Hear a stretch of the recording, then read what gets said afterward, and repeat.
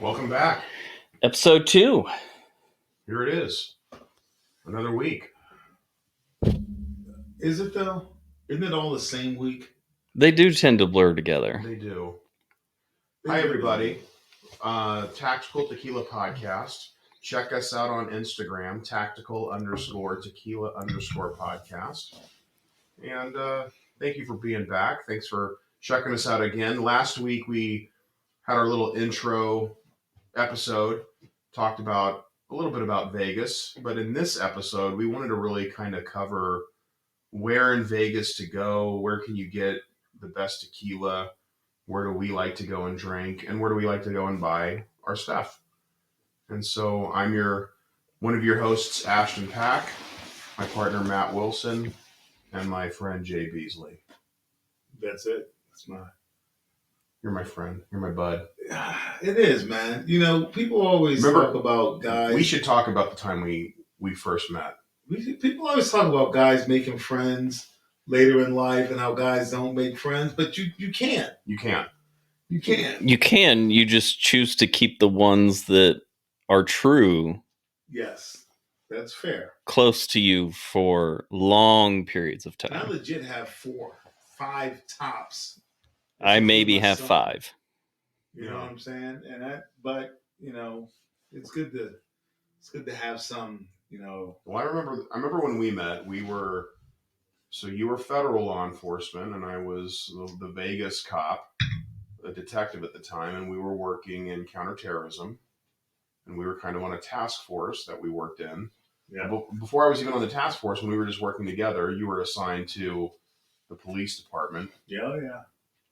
And we would follow up these suspicious activity reports that would come in to our watch desk. And most of them are bullshit. You know, they're BS. They're silly. But we got this one where this lady was talking crazy in her apartment, kind of in the hood, on the west edge of Vegas. And I didn't know you didn't know me. And you were a little leery, and I was like, "Who's it?" You know, it's not that I was leery. Yeah, everyone was leery of me because I was the Fed in the room, and no one. Yeah, everyone thought I was there for Never trust the feds. Exactly, never trust the feds. So I had some bump. You know, I had bumped heads with some feds. Yeah, and you know it happens. And then I'm like, all right, this guy seems pretty cool. So we ended up going out to this apartment, and there's this lady in this apartment, and she is batshit crazy. And is that the technical term? I mean, that is the term. That's the term I would use in a court of law. But we ended up. I remember we were looking for terrorism. We're looking for mass violence, terrorism, right. Horrible stuff. Don't let this happen here in Vegas. And she invites us into this little tiny apartment, and it's like a scene out of Hoarders. I think she had a couple cats in there too. And the good old days. She's like, you guys want to see my marijuana grow? And we're like, I'm like, oh, the Fed is going to freak out over this. On.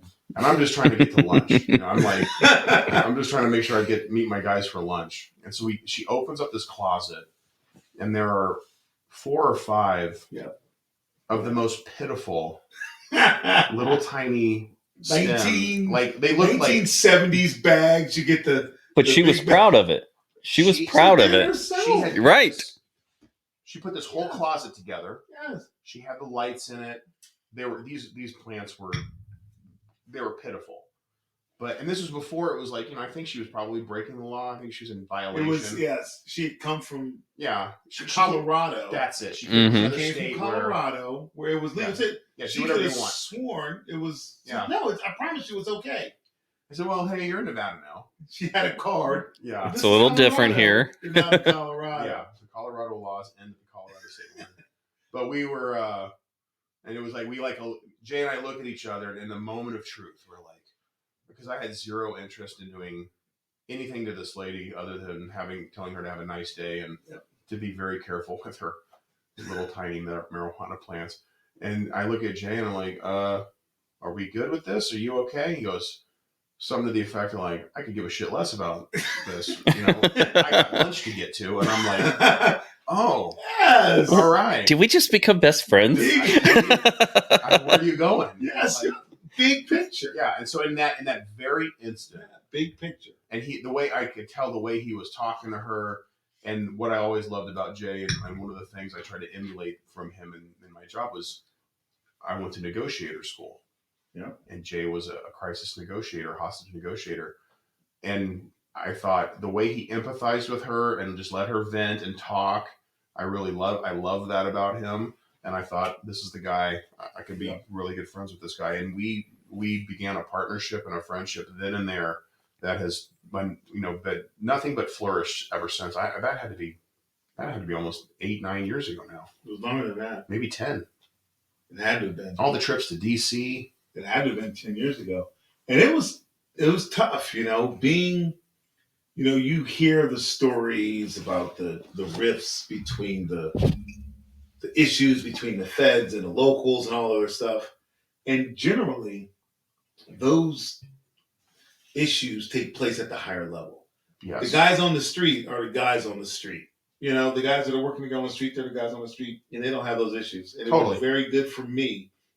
Yeah, the front line. To meet some guys, that were police. And I didn't grow up in an area or in a time or in a place where people were chummy with cops. My family was not, when I told them what I was going to do, they were like, oh, it wasn't accepted in the community. And as I got in, and especially after I got to Vegas and started working on that team with you guys, I met some of the best guys ever that just happened to be cops. Yeah. And that's different.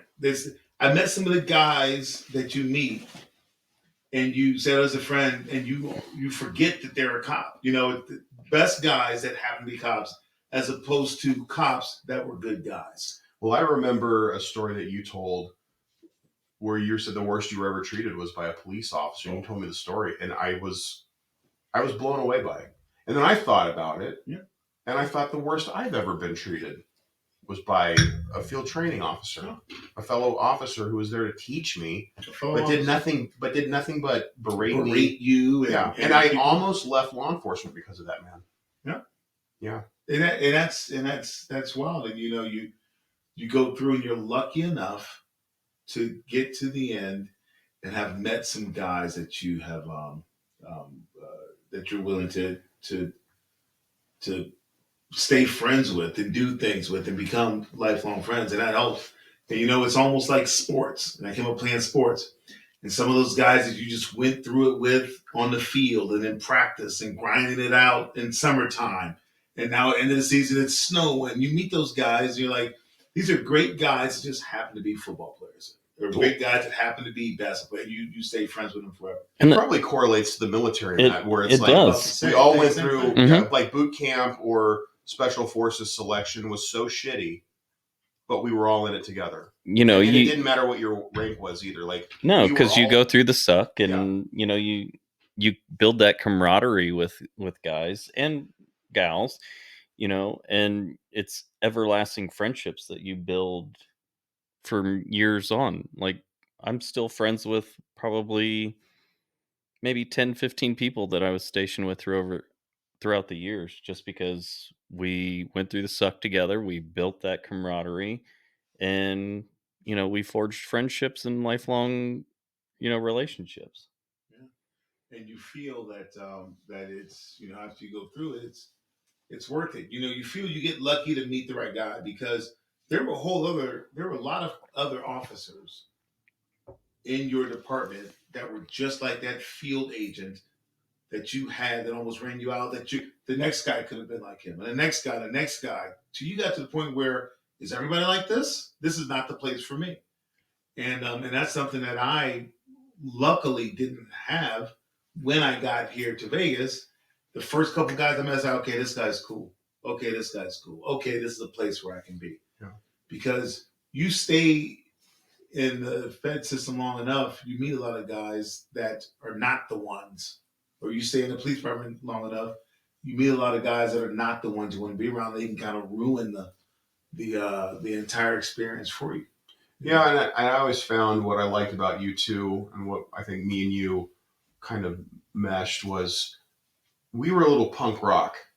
We That's were fair. like a lot of the feds that I worked with were afraid to do anything. And I understand, you don't want to get in trouble. But you were, and not that you were like, yeah, let's go out and do something stupid that didn't get in trouble. But you were willing to see it through a nuanced lens. Yeah. And you didn't have, you were punk rock about things. You were just like, this is what we need to do. This is, and you created programs that I never could have created. You were in such a unique position to do it, as where I came up as a leader of just like try to keep the machine oiled and running. We already have a system. Don't reinvent the wheel. And where you kind of got to do your own thing. To reinvent the wheel. Ready to say this is not necessarily the best way to address the issues that we have. Let's come up with a better way and give them those freedoms. And that's what kept me in, because I could have been gone. I went back. I don't know if I ever told you a story, but I went back and I had to apply, like fill out an application or create a resume, right? For a position that I took within the government later on, maybe 2018, 2017, 2018. So I went for the first time in probably 20 years to create a resume. And as I was going through all those iterations, I realized that for my first, I tried to quit and leave the feds every year until I was 6 years in, because I hadn't met those people that I could work with and be around and still be myself until after that. I tried to leave to go back to my previous profession. I tried to leave to go back to doing what I did, where I knew there were more people that had my similar mindset. With like-minded individuals. I felt like I was on an island without like-minded individuals until I got here and met you guys. And I was like, and then after that, I realized I almost left this job that wound up being great and did wonderful things for me and my family and took me wonderful places because I couldn't make friends. You know what? Yeah. You know what? Mm-hmm. I almost missed out on all this stuff because I could not find anyone to make friends with. And that was even more scary once I realized that. Well, and Vegas is such a transient city that, making friends or even dating, as a single guy, like dating is, Difficult. It's like you're in the kiddie pool and, there's a kid that peed in the pool. Like it just taints the whole thing. I haven't dated in over 23 years, so I don't know what you're Congrats. talking about on that. Congrats. But yeah, I remember back even in the 90s, it was a hard town to meet people in. Yeah, it's a place where a lot of people come from different areas, so they bring their own different cultures and things that they do and things that they're into all into one place and things that they're looking for. And a lot of people are weary of other people because they don't know if they're that person that came here just to make money and hustle and do all those other things and be in that lifestyle, or if they're a person that has those different, goals that wants to settle down and be. So it's tough. Plus, you have the element of, you have girls who are making $250,000 as cocktail servers. Mm-hmm. And the competition for that job is so fierce. So you have women here who are at the very pinnacle of attraction, and they are that 9.8 on the Richter scale. Yeah. And then those women are competing for, and then you have, the men here who, it's like, who are the guys that are, how do you compete with that as an everyday, guy? And it crossed over. So you're in DC and you go out and you meet people. You go to a bar in DC. It's very professional. Mm-hmm. All the times we've been there, very professional. Intern season. And you go to a bar and you meet somebody, you talk to them, and you say, "Oh, can I get your business card?" Like, I don't have a card. They're like, "Oh, you have a business card?" Yeah. Then and everyone in DC has a PhD or a master's. Yeah. You come here and you meet somebody, and the kid, "Oh, here's my business card." Business card? What are you talking about? Right. Number down. It could be the same person. It's just the environment is so different with people's approach, and then you have to be able to kind of go back and forth, and as you move around and you start to, or you begin to, interact and socialize with people. And that's one of the things we're talking about today.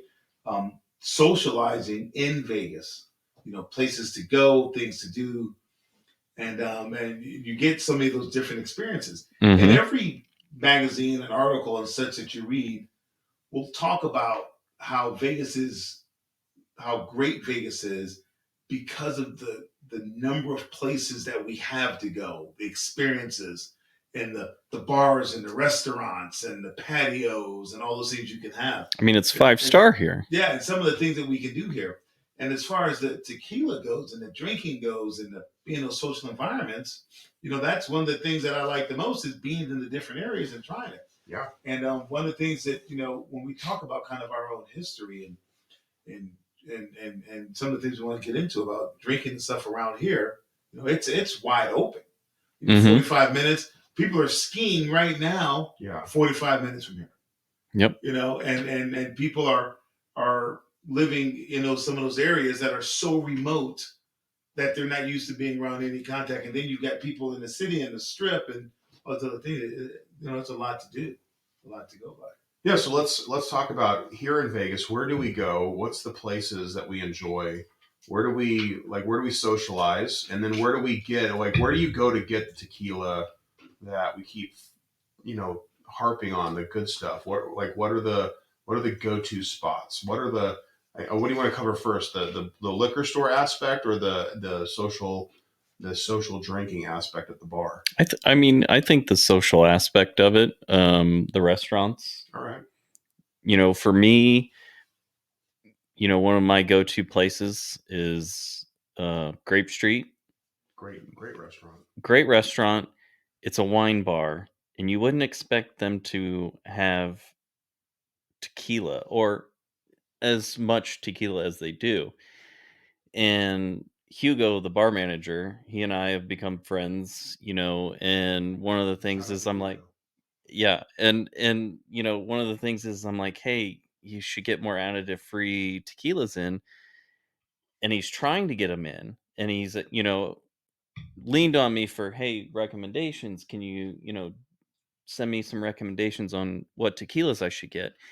He's got Fortaleza. Keep that on the low. But Muskrat. right. Prank caller. But he does carry Fortaleza when he can get it in, and that's honestly one of my go-to places, in downtown Summerlin too. Yeah, it's really good. So for me, and I like Grape Street. It's a great place. And again, Grape Street would probably be surprised that we're talking a wine bar. Would be surprised on a tequila podcast Right. that we're talking about them. We've got nothing from Grape Street. They're just a legitimate, amazing spot. And I have a good friend there who bartends, Lauren. Mm-hmm. She's amazing, and they have good food there. Like, I love their food. But yeah, they do have a pretty decent additive-free tequila selection. So if I go in there and if you want wine, great spot. But if you do want that additive-free sipper, they do have some really good stuff there. I find that some of the Mexican restaurants around the Summerlin area also have Lindo Michoacan, which is on the Mm-hmm. west side of town. I don't know about the east side, over off of DI and Eastern. I would assume they have a decent tequila selection, but they have a pretty good additive-free selection as well. I haven't seen Fortaleza in there, but they had Siete Leguas, which is the original Patron. They have Cimarron. They have Cimarron, which is a fantastic, very Inexpensive, affordable, yes. very affordable.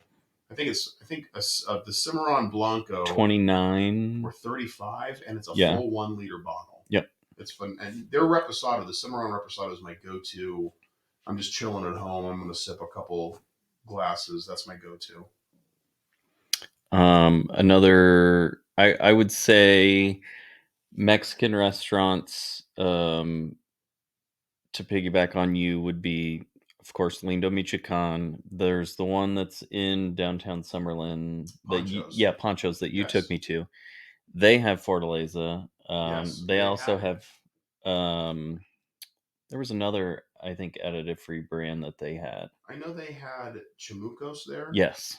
And I will say this about the Ponchos, and I haven't been to it, but they have a really good happy hour on Sunday night where I want to say it's 50% off their tequilas. Oh, nice. So yeah, like Sunday night, and not that I try to not drink on work nights, but my arm could be twisted on a special occasion, maybe a nice, maybe Monday's a holiday. But yeah, I like that, half off happy hour at Poncho's looks pretty good on paper. And I like the bar there. They have a great bar. Mm-hmm. The three of us just met up at a Mexican spot in Summerlin, not at downtown Summerlin. That was at Tivoli Village. Tivoli Village. Oh, El Dorado Cantina. Yes. Yeah, they had a decent selection. They did. Yeah. And which you had already. There's a couple of those.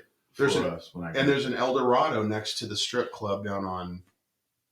I think it's still industrial. Yeah, it's not industrial. It's named after Sammy Davis now. Sammy Davis, I think. Sammy Davis. Yeah, so El Dorado Cantina, and they have pretty decent food there. And I think you were just out in my neighborhood in Henderson a little while ago, and you told me about a place that you went. It had to have been you. So people actually call and tell me now about places that they go that did tequilas. I'm like, okay, how did you? But right up off of or right next to the shops at Green Valley, right on Green Valley Ranch. Oh yeah. Yeah, and I forget the name of it now. I'm losing it, but I stopped by there after that. Pretty good selection. One of the places that I sent you a picture from, just so you can see. Oh yeah, I remember. Yeah. Yep. And I also sent you a picture when I was downtown, right around the corner from the. Yes. Right over by the El Cortez. Yes, so by the El Cortez. Yes. The place right around the corner from. What's the bar with the patio upstairs that we. We need a guy. We need an engineer. Right. Yes, pull it up. We need a Joe Rogan's. So there's a bar right on the corner across from El Cortez. It's got an upstairs outdoor patio that plays dance music. Corduroy? No, it's it's a Mexican spot right around. It's the one that has the laundry room attached to it. Hold on a second. Bar, come on, Commonwealth. So right around the corner from Commonwealth, there's a Mexican restaurant. It's on 6th. The one I go to. All right, stand by. I'm going to get it for you. And that's the one I've sent you multiple pictures from multiple times. Because heaven forbid I remember the first time. And honestly, one of my Limona Rosa? Yes, that's it. Yes. Okay, Limona Rosa. One it used to be called something else back in the day. It's had the swing and right next to the bar. Yep. One of my favorite places, and the location, like if you're staying close to the strip, like it's a good location to go to. Like it's an easy Uber ride from the strip, is Tacos and Beer. They have probably one of the. So it's off of Paradise in Howard Hughes. Oh, okay. Yeah, it's the old. It used to be a Citibank in there. Yeah. Yes, and there was a Roots Chris for many years. Yeah. I spent many nights. There used to be a Japanese restaurant there that my family would go to. The next place that the three of us are going to go is the one that's in Park MGM. That's a great tequila bar. You've been there? That is a great tequila bar. What's the name of it? Do you remember? I knew you were going to ask me that. that was an interesting night that I went there, and let's just say let's that do that next time. Maybe catch Golden Knights. Yeah, night and start off there. Yep. And I've got to plug this spot. So if you go downtown and you get east of the main Fremont area, there's a place called Ferguson's Downtown. And basically, if you're not from Las Vegas or if you're new to Las Vegas, Fremont East, which then became Boulder Highway as you keep going down the road at a place called Five Points, there used to be a lot of the motels, motor hotels there in the 50s. And there was a place called Ferguson's, and then they closed it. And then the late Tony Shea, who used to own Zappos, bought up all these properties. Yeah. And he is a company. People redid the Ferguson's hotel, and they turned it into these little tiny quaint shops, really cool artsy fartsy stuff. But they have a bar there at the Ferguson downtown, and their well tequila is Cimarron. Nice. And as we mentioned it earlier, Is that east or west of Container Park? It's east of Container Park. East of Container Park. It's not far. You can walk from Container Park to there. Easy parking, very accessible, very, very cool vibe, really awesome, cool vibe. The bar, you walk into the place, walking in north, it's right to your immediate left. And then they will have these little pop-up jewelry stands and little retail stands that they'll do. What used to be the parking lot has been dug out. Okay. And they put a Mothership Coffee, which is a local coffee roaster there. That's actually a good coffee shop. It's a really cool coffee shop. It's a really great spot. Like, I would go and have business meetings there now with my company, with clients who are downtown. But they'll have bands playing. My friend's band has played there. My daughter's friend, who's a singer, has played there. So we've gone down, and they'll have a little bar set up, like a stand bar, like a little tiny, just not attached to anything, just a wheeled-in bar that's a part of their collective. Cimarron Tequila is the well tequila. I'm like, bravo. So someone's doing it right at downtown Ferguson downtown. If you're in the downtown area, that First Friday Arts District, kind of, but closer to Fremont Street, not near the Arts District quite yet. Yeah. They have a good tequila selection there. At least they have an additive-free, well tequila, which I think is amazing. It's good. I'll have to try it out. Yeah, downtown's a lot of spots down there. We overlook it as far as places to hang out all the time. Because the strip is so overwhelming, and some of the bigger places are overwhelming that we fail to realize a lot of those little spots in that downtown area. And if you're not sure, if you're in a strip, if you're in a resort and you want something, if you want a tequila that's additive free, talk to your bartender. Talk to them and say, hey, do you have an additive free tequila?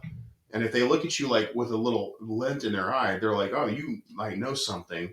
And maybe they might not know anything about it, but it's becoming pretty popular now, especially amongst the bartending world, to understand the quality tequilas that are on the market. Again, you don't have to drink the fancy stuff with the bell, the fancier bottle with the bell on top of it. Or the 1942s. Or the 1940, all that stuff. I mean, listen, if that's what you want, you do your thing, but at least find out, is there an option for that additive free tequila? Because you're paying for it anyways. If you're going to pay the money to be on the strip, right? You might as well. In my opinion, you should get something that's quality. Yeah, and that's one of the issues that I have is when I do go to some of those places, the larger places, it just, the price steps up. Yes. The how good the tequila is does not step up in the same rate as the price stepping up. Yeah, and I'm sure that's all it does. Yeah, if you're spending, if you just did the IPO for your corporation and you just made $1 billion and you go to the Wynn and you want to flex, you're going to have the girls walk, Clase Azul with the sparklers, whatever. I'm not mad at you. But you're a little bit. Maybe a little bit. A little judgy. But yeah, like I get it. It's fancy. It's a flex. So there's a part of Vegas that you got to flex things. I understand that. But if you're out and about, you're looking to have a good time, you want to have a nice cocktail, you want to have an agave side cocktail, ask the bartender, hey, I know you have, Casamigos. Do you have an additive free tequila that you could substitute that? And they'll, usually bartenders will be like, oh man, this guy, he kind of knows some inside information, because not a lot of people know about the truth about tequila is, 75 to 80% of it's got additives in it. It's got, and even the stuff, especially the stuff that's super fancy and you think you're getting premium, they're using acid to strip the sugars out, the agave sugar. It's horrible. It's really, and it's not, I don't think it's healthy for you, in my opinion. And a lot of the, bartenders that you talk about, ask them where those other small places are too. Yes. Because they live here and they don't drink where they work necessarily. Yes. They go to these places after. Yeah. They go to when everybody, and they know the good places and they know the good bartenders. They know who carries what. She's on Instagram. She might be on TikTok, but I think she's on Instagram. and her name is, I think it's Spirited LA, and she's a alcohol enthusiast. I think she might be a bartender out of the Los Angeles area. Beautiful young lady, and she does that thing exactly as you said. She goes to a bar and she's like, I'm going to a bar to ask the bartenders where they drink. And she did a Vegas edition. And it's like, where do you like to go? And then that bartender says, this is where I go and this is what I order when I get there. Then she goes to that bar and then she asks the bartender, and she kind of does, and almost to where it circles back to the original bar. Awesome. It's a pretty cool idea. So that's a really good idea. Like, ask your bartender, where do they go? Hey, where do you go? And what do you know, if they're and if they say remedies, keep going. Because they do another one. Yeah. I'm not saying ain't nothing against remedy. I mean, I love the place. Yeah. Right. It's a good meal too. But I mean, there's so many great places. Yeah, get a smaller place. There's so many great places. So many great spots. Holes on the walls, speakeasies, old places in the basement. Herbs and Rye. Just I haven't been there forever, but it's such a classic. It's the original. Off the strip. Mm-hmm. Speaking of originals, I remember, and I'm sure you do too, and you probably don't, but you remember like the drink and the beach and going to those places. Bro, I got 86. They don't even exist anymore, and I still can't go there. You're not allowed to speak it. I went to college with a girl whose dad created it. Oh, seriously? Yeah. We had some really fun times back in the late 90s at the beach. Yeah, that was the beach and the drink was my introduction to drinking in Las Vegas. And that's where you have that bad college experience. That is where you have the bad, not Flamingo Go Pool bad, but the normal version of bad was the beach and people sleeping in the bathrooms and just shots and napkins flying everywhere. But that was my original introduction, and it's changed so much with the implements of these high-end bars and the kind of the realization and normalization of more quality drinks. Do you think the craft cocktail came and then the bars caught up, or do you think the bars created the craft cocktail? Because when I was younger and when I was in school and in my 20s, you would order, there was a pretty couple standard drinks. You had give me a rum and Coke, give me a Jack and Coke, old fashions, martini and old fashioned. It was like, you didn't have to have the Bible, that bartender's Bible behind the bar. And now people, they're shooting fire extinguishers at it. We have an orchard.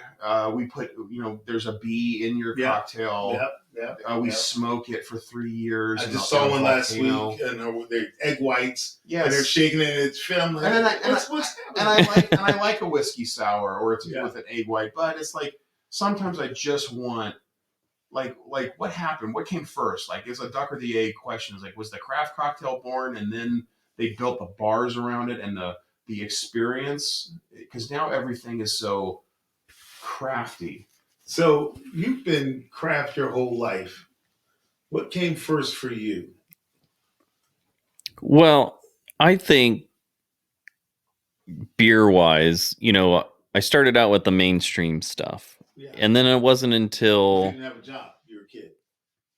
Yeah, but... We all did. But then, when I got into the military, I was still drinking the mainstream stuff. Why? Because that's what military people do. It's cheap. You're drinking mil-spec beer.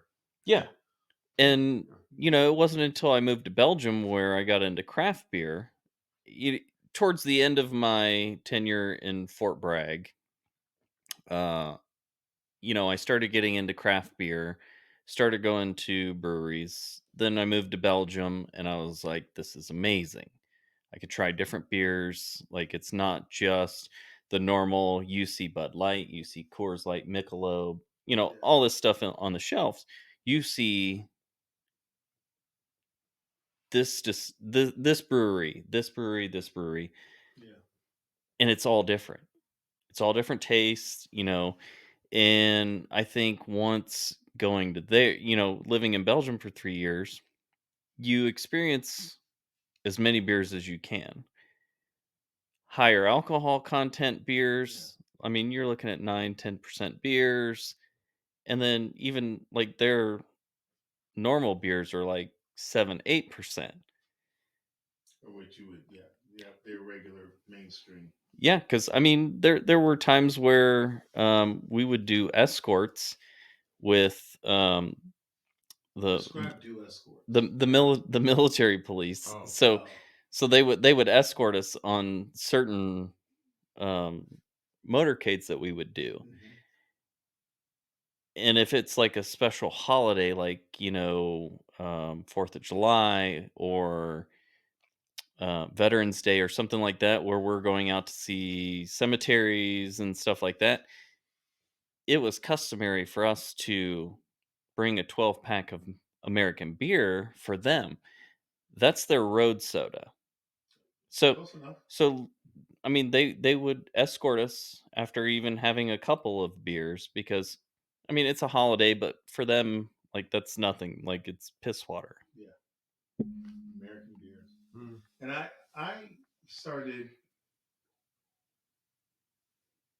I started recognizing the little.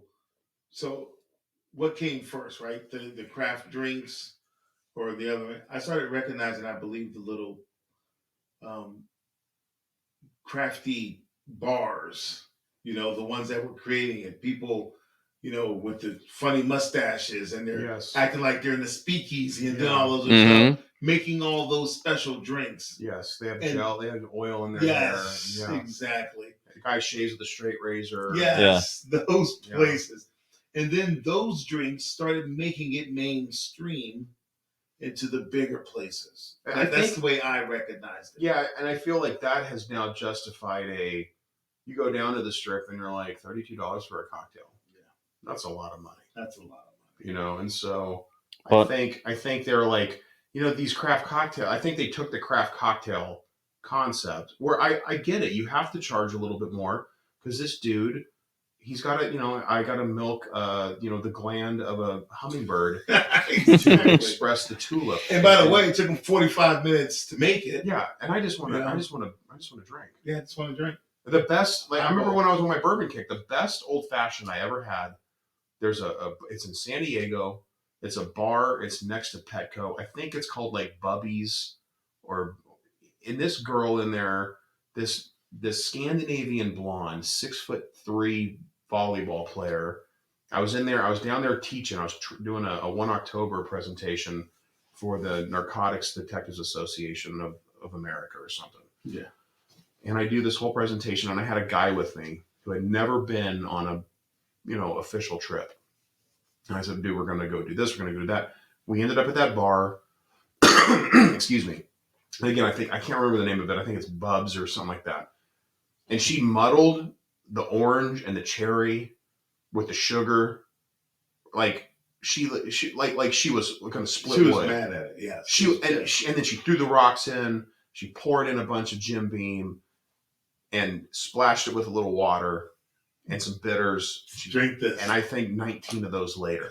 Like there was no craft involved. It was like, it was more, she was a mechanic. She was a pro. Yeah. Instead of an artist, she was a mechanic. And those are so great. Yeah. I just drank them down and I paid for it the next day. And I think for the next 2 days, I was paying for that one. It's all the sugar. Yeah. It's the My sugar, favorite- the sugar and the bourbon. And it was like, oh. My favorite drink ever made at a place in Vegas, my favorite drink is the Paloma at Tao Beach in the summertime.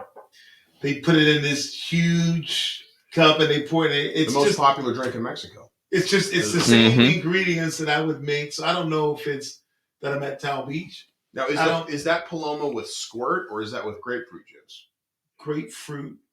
Well, they had a little,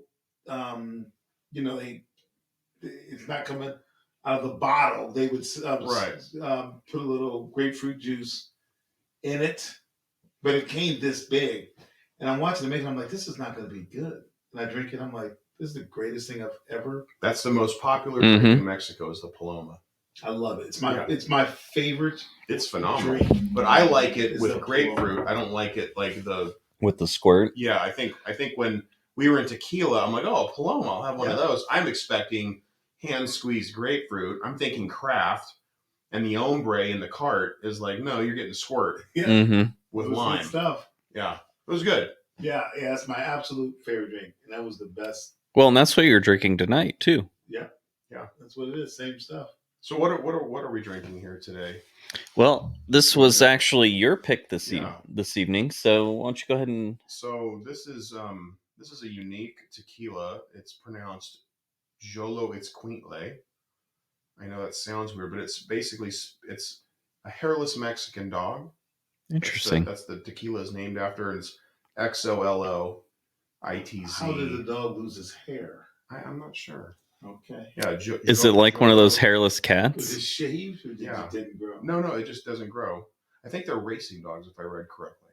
Okay. Sort of Yeah. like a And greyhound. you can see kind of like a greyhound, and the dog is on the side. But this is a potent 46% alcohol, so a higher proof, Okay. a 1 liter, so you get a little bit more than your 750 milliliter, coming out of Nome 1545. I looked it up on Tequila Matchmaker. They have quite a bit of tequilas that they're distilling there. Usually not a good sign. The more. Where is it? Where's the distillery? I can't remember. It's somewhere in the Jalisco region. But this is good. It punches hard. It's got you definitely taste the alcohol. But I think it's really good. I like it. I picked this up I think I paid about $70. So it's a little bit on the higher end on the price point. But it is a 1 liter bottle, so you get a little bit more bang for your buck. And see, for me, like I don't get the alcohol flavor on it. I get more of an agave forward flavor. Yeah, I taste the burn because it's a higher proof. But I like it. I think it's good. See, for me, I'm a high proof Blanco person. Blancos, high proof Blancos, like that's my jam. You have a higher burden of proof, is what you're saying. That's true. Oh, okay. So how much higher is it? How much higher proof is it than the normal? So coming into the States, it has to be 40% Minimum? at a minimum. Yeah.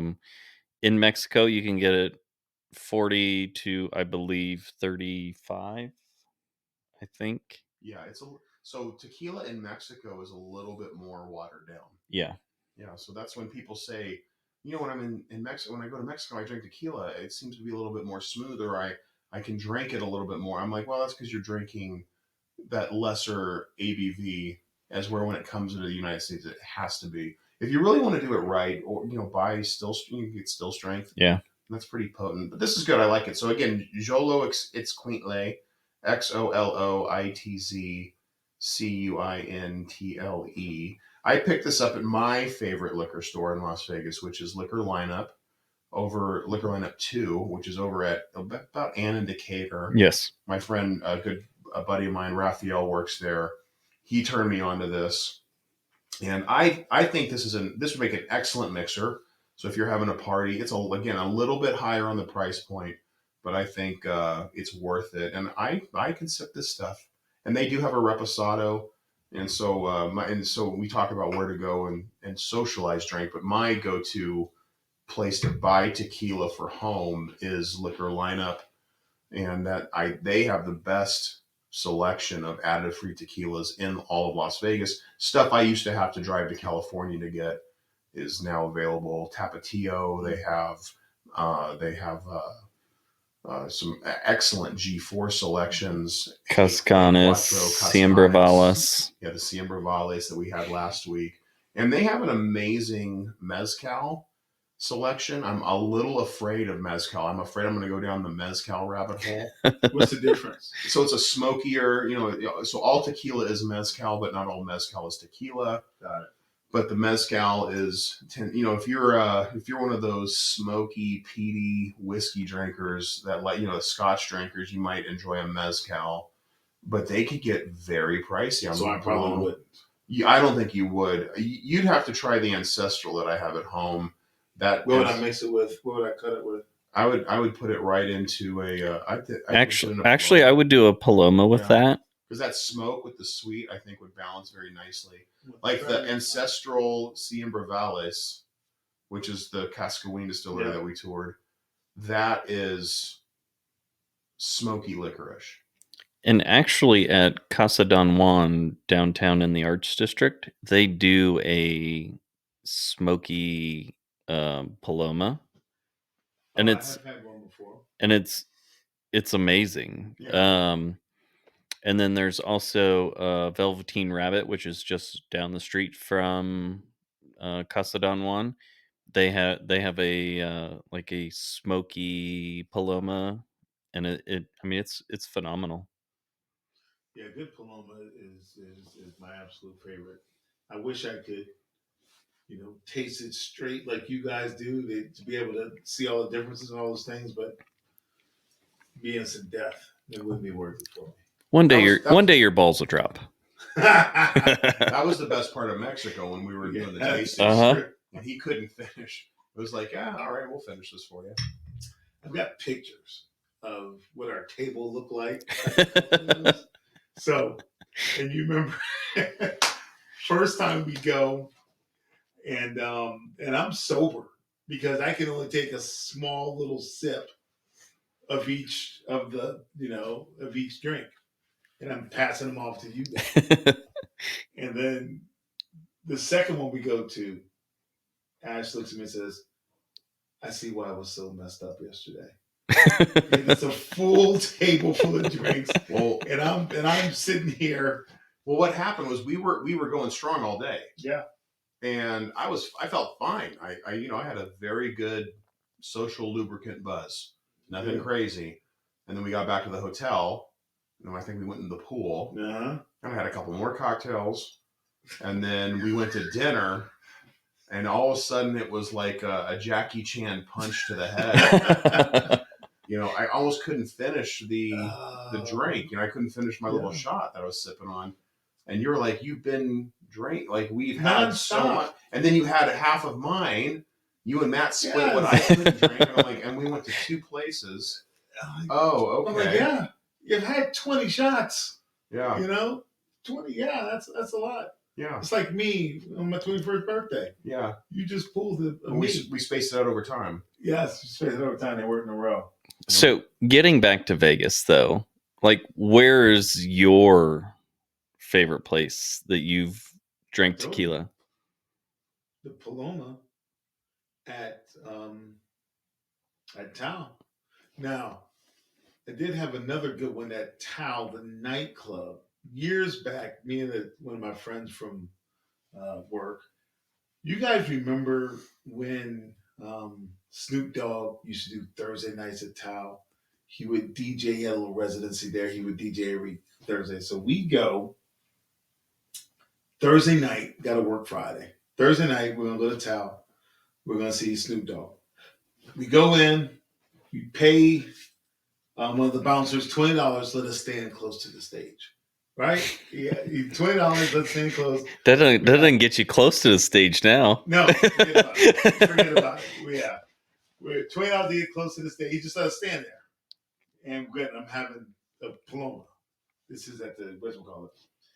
And my friend, so the bouncer leaves, another bouncer comes and says, "Hey, you guys gotta go." And my friend's like, "We just paid the first bouncer $20 to stand here. We're standing here." And the bouncer tells my friend gotta go. My friend throws his drink on the bouncer. That's not a good thing. Oh. Flim flam flume, we're both right out the back door, right? Kicked out. Tao is so big, and you guys have been there. Mm-hmm. We just walk. We've already got the wristband. We've already got the stamp. We just leave the back, come right back, right out, right back into the front. Like I went to the bathroom. Like I went to the bathroom, sit on the other side of the stage for the rest of the night. So those nights at those places, those are my favorite places to have.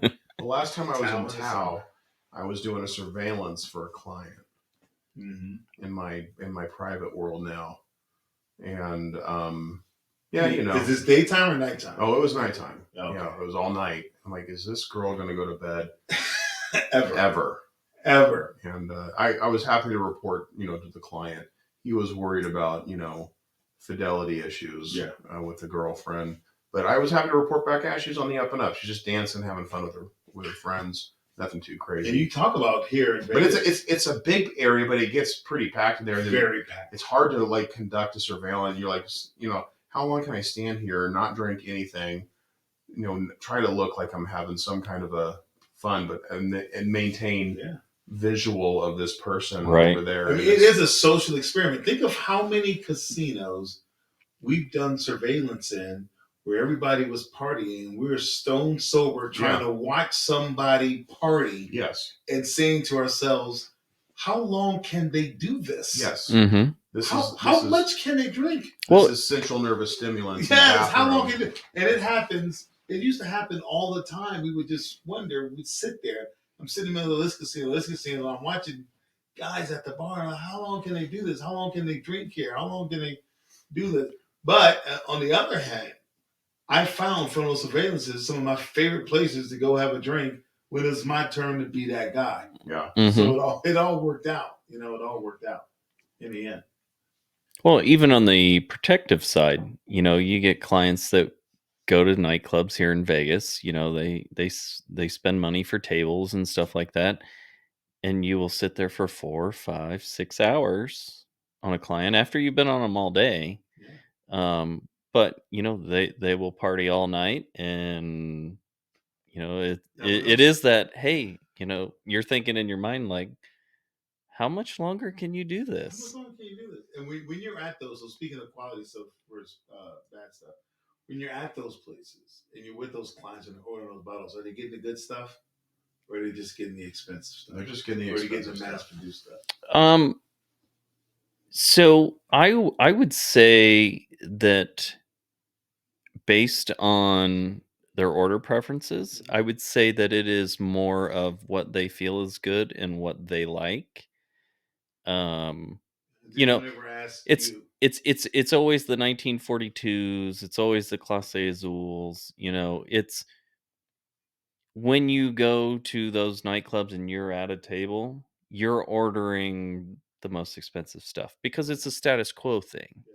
You always see them come out with the sparkler bottles and all that stuff. Yeah. It's all it is. All It's show. Yeah. And Vegas is the ultimate show place. Oh yeah, it's the ultimate show place. Yeah, and what would you say your favorite one was here to go have some? To go and have tequila. Yep. Tonight's your night to go out and have tequila. You're taking the Uber. Let's go. Let's get it done. I don't know. I think I like downtown. That downtown Arts District. Yeah. I haven't done as much exploring down there as I'd like, and I think if you get south of Charleston in that Arts District area, I bet there's some really cool spots with some really. There are. Like, ooh, look what they've got on their shelf there. I was in the Sand Dollar, one of my favorite places in all of Vegas, the Sand Dollar off of Spring Mountain. That Tequila Ocho. They have Fortaleza. They have a great selection of additive-free tequilas. Where is that located? So Spring Mountain and is that Procyon? I believe so. Yeah. It's closer towards the Strip. It's basically it's like just before Chinatown starts when you get off I-15 at Spring Mountain. I love that spot because it's just a great place to hear live music. Mm-hmm. And if I want a beer, they have a selection of everything you'd ever want there. But I've seen really good additive-free, good tequilas there, and I'm like, whoa, that's impressive. That's not about a place we went to get tacos the other night. It's not far from the place that we meet the taco stand. Yeah, good place. And they usually have live music at the Sand Dollar. The place when I was a kid growing up in Vegas, that was the Blues Lounge. B.B. King would go there. I think on Thursday nights, B.B. King was in there because B.B. King lived in Vegas. Yeah, and he would always play out at the State Line. I remember there was a time where there was a B.B. King restaurant, the Mirage. Maybe. Yeah, and I used to continually stay there when I would come visit. Yeah, I would continually stay there. Yeah, and then at that time, some of those places to drink on that end or that. Is it almost center now that they built all the new stuff on the north end of the Strip? Yep. The Mirage and stuff is center now. Yeah. It was really, a couple blocks north of center. up until this point. Yeah, because now you have Fontainebleau up there. You have Resorts there yet? World. I have not. I went to Fontainebleau maybe a week and a half ago, maybe a couple days after they opened. It's beautiful. I tell everyone, I haven't been there yet. Beautiful. Yeah, but go now. Yeah. Because the amazing things that they put in there to open will be replaced with slot machines within 2 to 3 years. Yeah. So go see it now in its heyday. And they had a number of those small, crafty bars Mm-hmm. And restaurants in there. It was really nice. And the same thing at Resorts World. And you've spent time there. I'm sure you've spent time there. I've been there once, but I got to say the shout out to Durango. That Durango was beautiful. I haven't been there. Been there. It is amazing. I didn't get to check out. They have a Mexican restaurant there called Mijo. I haven't been to it yet, but I'm assuming they have some probably really good additive-free tequila selections. I haven't been to Mijo, but it's on the list of places to go. They have some I think they have like a bone-in ribeye for 4 people, under $200. I'm assuming they have some probably really good tequila, additive-free tequila selections. It's a very quaint, dark. Like the whole casino is very open and light. That from looking in, from what I could see, it's dark. It's very Dia de Muerto feel. Mm-hmm. It looks really cool. It reminds me of that place, the way you describe it, that place in Red Rock, where you and I have been a couple times, and now it goes out maybe to the adult pool in the back. The Rouge Room. Yes. Yeah, and that's closed. I heard that's closing or closed. I don't know. Huh. Yeah, because it just recently opened, it didn't. That darker feel. Rouge Room is closing, from what I heard. One place actually in Resorts World is Jalisco Underground. Been there. That is technically a hidden speakeasy within Resorts World, but it's amazing. You make your way back a house a little bit, and then down the stairs. Once you get down there, or actually down the elevator, once you get down there, it opens up, and it's just an amazing world of tequila down there. Now, when you went there, were you able to check out the bar? So every time I've been there, it's always been for work. I've yet to partake in it, but hopefully soon. That's second on our list. Yes. On our list. The first on the list is Park. And we got to get there within the next week or so. We'll talk about it. We might as well do it. Just do an Uber trip and hit both of them at least. Okay. I'll check out the schedule. Maybe we can hit some hockey or something down in that area. And we'll report back what we find. Yes. And we will let the people know. Yes, because that's what we're here for. We're here for you. It's all about you. It's your world. We're all just guests in it. That's right. That's the way to do it. All right. Should we wrap it? Yeah. What's on the next episode? The next episode, you're going to find that we will discuss tequila across the United States. As we have traveled throughout the United States, the places that we have enjoyed tequila, the lack thereof, and usually in a flask. Yes. Yeah. Side of the road. Speaking of those travels, we'll get into one next week, and you guys know that most of my travel is associated with sporting events and stuff. The bars and drinks that they have in stadiums now, when I go to some of these different sporting events, it's unbelievable. I mean, some of the stuff that they're capable, and it all stems from what you spoke about earlier, those pop-up spots where they can they become mobile. Some of the bars, I was at the Sugar Bowl. Some of the bars that they had there, and now in Miami Stadium and going across the country, some of the things that we're getting in some of these stadiums is unbelievable. What they can do with some of these, as far as some of these craft beers and craft drinks and smaller things. We'll have to tell the story about this summer when I was at the baseball stadium in Seattle. Oh, yeah. And I got busted. So maybe we'll save that. We'll save that for the next episode. Good times. All right. Yeah. Thanks, everyone. Thank you. Thanks. Thank you.